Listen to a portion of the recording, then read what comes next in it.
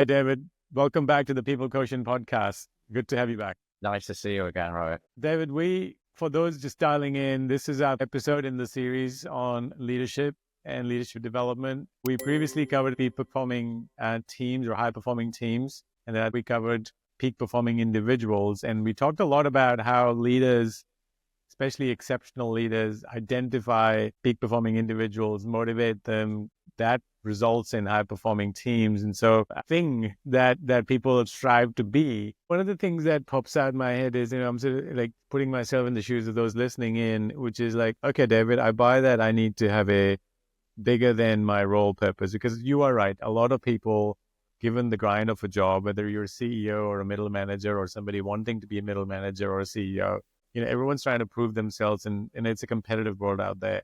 And so it's very easy to become your job, become your title, become the role that you're playing. And most of us spend a lot more time at our jobs or thinking or in our jobs through our heads, even if physically we're not there, than actually doing other things. So how was it that Xabi, with such enormous responsibility, and obviously he's achieved a lot, having, recently won Bundesliga last season, how does one do that? How does one create that balance? Because really what you're talking about, going back to your point about aspirational leaders, you've got to create the space to be able to allow other things in while also being stellar at your job and excel, so you can, continue to enjoy what you do, but also enjoy the success that comes with it. A lot of people can barely do one thing really, really well, me included. I'm like, so when I hear that, I'm like, man, I'd love to do that. So what are the things that either Xabi or others like him do principally as a practice that would allow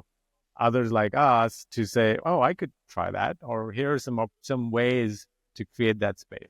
Yeah. So yes, and it's not as not to put Xabi down, but he's not special in the sense that what he does and what others do is available to us all. I think this is the sense that I'm taking of the point that you're raising, Rohit. But we have to become purposeful. Yeah. This is the thing. It doesn't just happen. I think the best leaders are purposeful, not just about what they do, which is the trap that most of us fall into, but purposeful also about how they do it. Because I think this is where the real heart of inspirational in particular, but also aspirational leadership really lives. And we get caught up on the treadmill of the busyness, of the achievement at the what side of life, rather than how do I go about achieving the what's in life?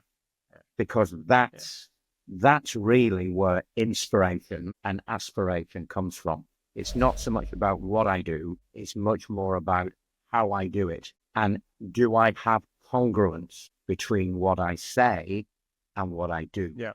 Do I have congruence between how I lead you and how I'm leading myself? So, for example, and we can expand on this if it's of interest to you, but as you know, I was a leadership advisor to McKinsey and Company for 19 years or so. And during that time, with some people and organizations elsewhere that I was working with, and with some organizations who were clients of McKinsey, I conducted quite a lot of research into what are the most key common components, behaviors that lead to inspirational and aspirational behavior. What's the overlap and what's the commonality in key behaviors? And the precise number escapes me, so forgive me. But I spoke to somewhere between 2,500 and 3,000 people in a vast variety of organizations and walks of life and levels in organizations. And so let me give you an example, going back to my other point that came out from that research. One of the elements that I ended up putting into a framework of the work that came out of this was the notion of care and commitment. And it has a dual aspect. It applies to how I lead others, and it applies to how I lead myself. I could be the most caring leader out there in terms of leading others. I create opportunities for people, going back to a point I was making before. I create opportunities for people. I talk to people beyond just the job itself. I have a genuine care and interest in them as human beings. I purposefully pursue opportunities and options to help them grow, to help them develop, both from a skills point of view and from a human point of view. I coach them, etc., etc. But am I doing those things for myself? Do I have a coach? What new opportunities am I pursuing? Or am I doing the same old? Do I show as much care for myself and the balance that I'm creating in my life as I show for the people that I lead and the balance I'm encouraging them to strike in their life? Because if I don't, there's no congruence. And followership gets nervous when there isn't congruence, right? He or she is saying all these things to me, and I find that unbelievably empowering and inspiring, yet I don't observe them doing the same things for themselves. Yeah. That's not congruent, and that's not aspirational. Right. Right? So if the only way of being an inspiring leader is to do all those things and encourage all those things in me and in others, but not in yourself as a leader, that's not the kind of leader I aspire to be. So maybe I'll never be an inspirational leader because I'm not willing to pay that price. Yeah. Yeah. One of the things that came up as you were talking was this point around consistency. You talked about care and commitment, and then I think you touched on it indirectly, but I'd love to kind of go deeper on the point around being consistent with your leadership, both consistent for self, to your point, as well as others, but also consistent in the how. Because I've often found that there are a lot of leaders with titles, and we'll get into that in a bit, but you've already sort of touched on that titles don't define leaders. And I completely agree. You can have leadership being exhibited without titles, which is your point. But I do find people uninspiring and aspirationally not the best when consistency is missing, yet they have the title and authority to, basically direct traffic. And so that's where I found a lot of people who are in the followership zone or our followers get pretty down, pretty sort of like, they'll leave, they walk away, and if they have the choice, because not everybody does. So where does consistency in your model of care and commitment sit? Is that a third leg of the stool, or is that a subset of commitment as you're describing it from the data that you looked at? Yeah, I think it's it's within the framework that I was talking about, which we can elaborate on in a moment. But consistency is a huge component of leading yourself, right? Because it's from that you build a self-reflective practice. In order to be the great leader of others, you have first of all to be a great leader of yourself, right? Yeah. This is not a selfish thing to do, right? And we must be very clear on the words here. It is not selfish as a leader to look after yourself first in order to be the best you can be for others, right? To nurture others, you've got to be nurtured. To inspire others, you've got to be inspired. So figuring those things out for yourself, building that picture for yourself, being consistent in how you live that, therefore, not only does that take care of or go a long way to looking after this notion of I an aspirational leader through the way that I'm living my life, but it's the foundation stone to then be powerful leader of others. Yeah. Let's talk a bit about that framework that you were describing a few minutes ago as to what are some of the other components, because I am, the thing that goes to my mind is I know a lot of people who are consistently bad leaders. Yeah. So they're consistent, but they're in the, they shouldn't be in the, and I won't again name names myself, but there are plenty, and anyone listening can point to at least one consistently bad leader. Yeah. And so what you're saying is like, you're describing consistency in a different way. You're describing selfishness in a different way than the traditional sense. And so I think rather than me trying to mine it, why don't we start with the framework that you came up with? Because I think that'll help a lot of us listening to start to put some of these things together in our heads. Yeah. So there are two, what I described as foundational elements elements. And then there are 3 elements that may live differently in each of us. We will have a natural home in at least one of them. We will have a natural weaker in one of them. We don't have to be off the charts on them all, but the more interesting that I use this word, the more awareness, you'll see why in a moment, the more awareness we have of each of those ways in which we deliver leadership, the other 3 elements, the more awareness we have of those, the more people we are likely to reach in terms of creating followers.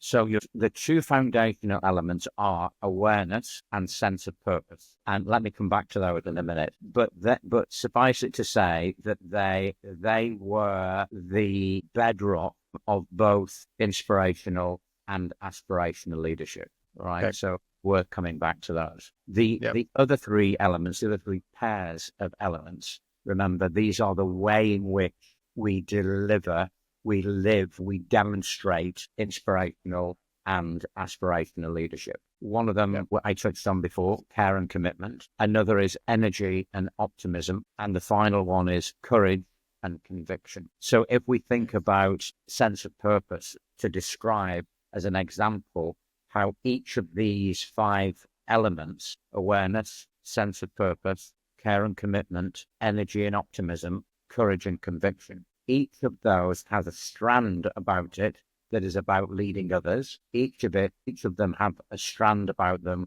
which is about leading yourself. Let's take sense of purpose. Leading myself. Do I have a sense of purpose? Do I know what's important to me and therefore what isn't? Do I know where I'm heading? Do I know what I stand for? Do I know what my values are? Am I making choices that are consistent and congruent with that sense of purpose? Am I willing to take control of my decisions in order to live my sense of purpose? Yeah. But that's about how I'm leading myself. How I'm leading others on that same dimension.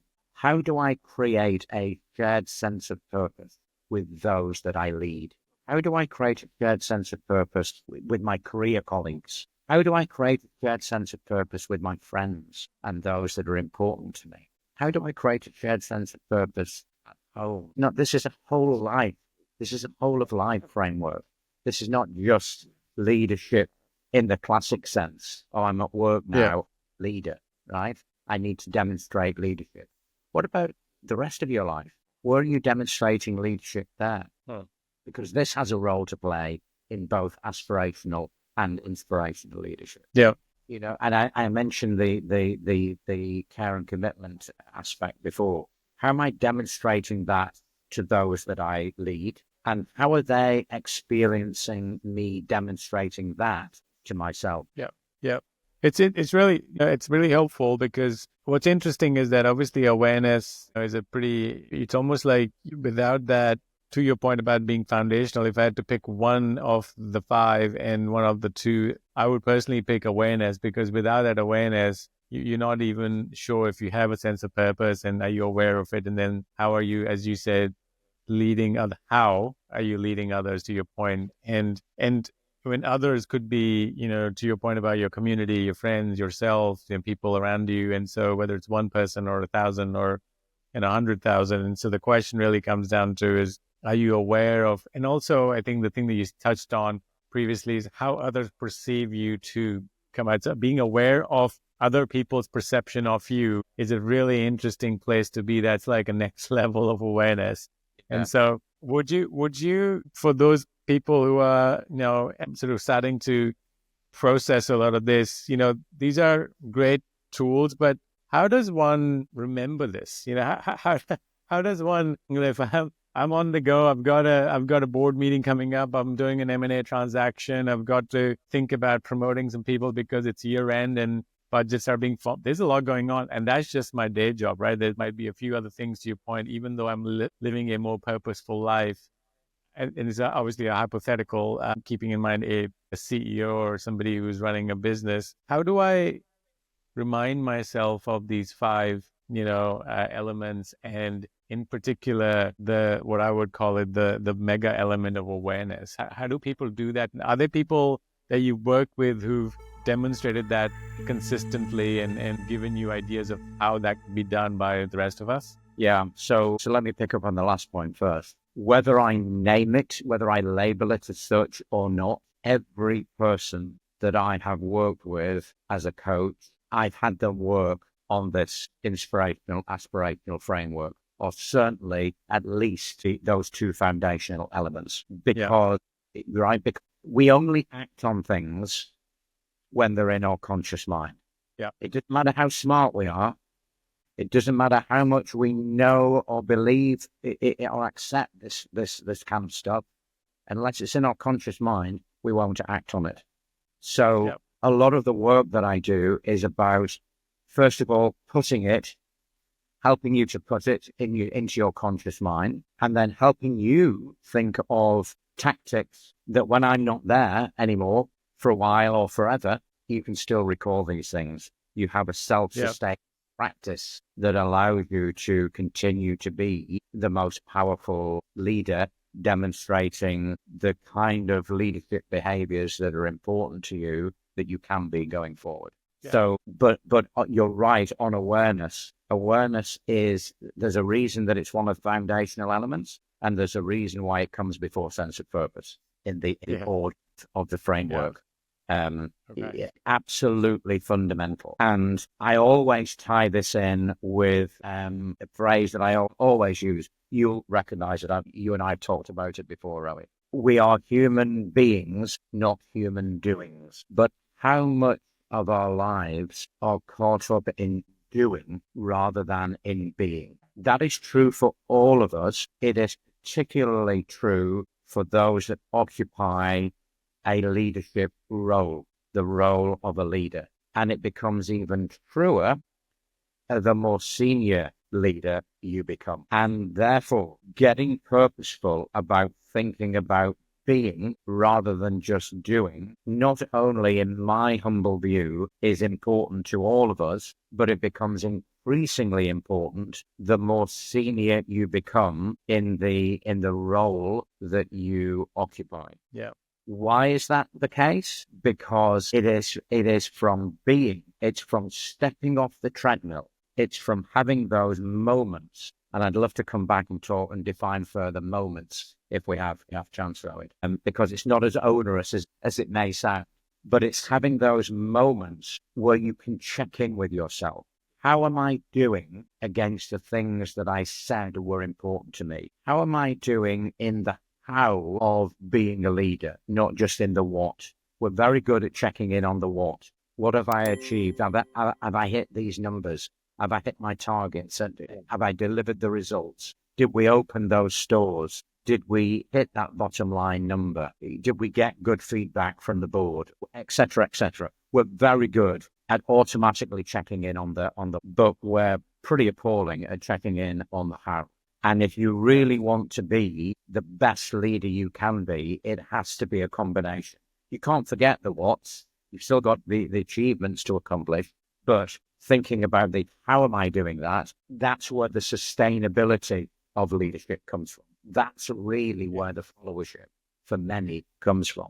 And that requires checking in. And checking in requires you to get out of doing and to get a little bit more into being. That's where consistency and congruence and longevity as a leader, for those that are interested in not just being an overnight sensation, but remaining for a long time, this is where it will come. Yeah, it's interesting. You bring up a point where I often talk about short-term leader and long-term leader. And I sort of coined it, not because because that's the simplest way I could have described it, which is, you can be a short-term leader and not in this ultra short term that you were describing, which is the overnight sensation, but, you can be a leader in a moment in time for a company or in a role or in a sports team, wherever you are, when to your point, when you've got others following you, right, in your community. But I think to the point that you're making, how I think about long term, and you probably have a better way of describing this, is when you create others who are leaders, right? When you're creating other leaders who are, to your point, looking at you aspirationally, and you've actually inspired, and through your work, they're now like, oh, you know what? I want to be like David. And so I think that brings me to that point about Have you seen people who are, when you think about leadership in terms of distinctiveness, is that what makes people from a great leader to a distinctive leader? Or distinctive leaders those who have many other leaders they build in the organization, whether proactively or through organic work? Or is there a different way to take leadership to a next level of distinctiveness? Because there are a lot of people who'll be like, hey, look, you know what? I'm listening in. I've run a lot of companies. I've invested in a lot of companies. I've run a lot of teams. Like, I think where to next? Yes. Is that where it goes next? The most distinctive leaders and the most distinctive organizations, frankly, that I've worked with are those who have as one of their primary purposes the task of creating leaders who are better than themselves. They purposefully create leadership behavior. They allow it to flourish around them. And out of that emerges people who are then ready to occupy the role, to take the title of a leader in that organization or elsewhere. And the joy, the achievement of the leader who's enabled that to happen is in seeing others achieve. And through that, believing that they have achieved by creating other leaders who are often better than themselves. I'll give you two quite different corporate entities that I've worked with that has a purpose. One is McKinsey & Company, who we talked about before, and one would be the Red Bull racing team, right, in Formula One. And amongst the primary purposes of both organizations is to talk about leadership as being a set of behaviors that anyone can demonstrate, and acknowledging that wherever it exists in the organization. But beyond that, purposefully encouraging and enabling that as part of the values, the beliefs, not just of the organization, but of the individual senior leaders in that organization, to cascade that throughout. And many people have left those organizations to go on to become very senior leaders, influential figures in other organizations. McKinsey is probably the most prime example, just because of its size and scale. I really don't know what the number is, but it will be a big number of CEOs out there who are former McKinsey people. That's not a coincidence. Yeah.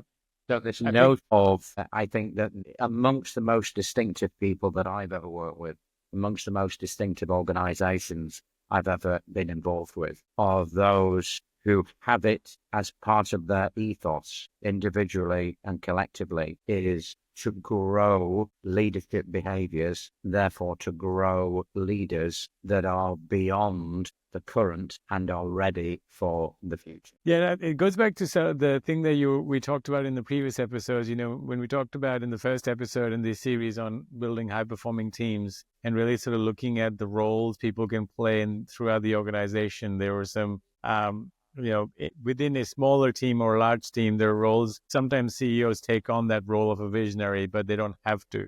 And similarly, there are people who would question, and we talked a little bit about how consultants are often those people who are critical about an idea because naturally they're sort of, wired to do some more diligence. And so what you're getting at, so fast forward to this episode, is leadership behaviors can be demonstrated at any level. And the fact is that the company, those listening in, whatever organization you're from, if you're purposefully promoting the development of others into leaders by having leadership traits be part of your core value system, I think you can achieve that high-performing team status, eventually and consistently, and get to that peak performance that we all sort of strive for as people who are, working really hard to achieve something. And so I think that I'm sort of connecting the dots that being in a leadership position is a privilege, one that, a lot of us see as a privilege, but not everyone. And then being aware of that privilege and then what it can be, what can do, is a place where I think what you're getting at is allowing the next generation to come through. I often joke with my teams that I'd love to be the most irrelevant human in the room at the end of the day, because I would love to be in a place where the teams don't need me. And I think that same aspiration for me is that keeps me honest in saying, how can I make sure everyone in the room is contributing in their own way and demonstrating some elements of leadership through the process? And I think, do I do it all the time? Absolutely not. But is that something that's top of mind? Yeah. The most distinctive leaders and the most distinctive organizations, frankly, that I've worked with are those who have as one of their primary purposes the task of creating leaders who are better than themselves.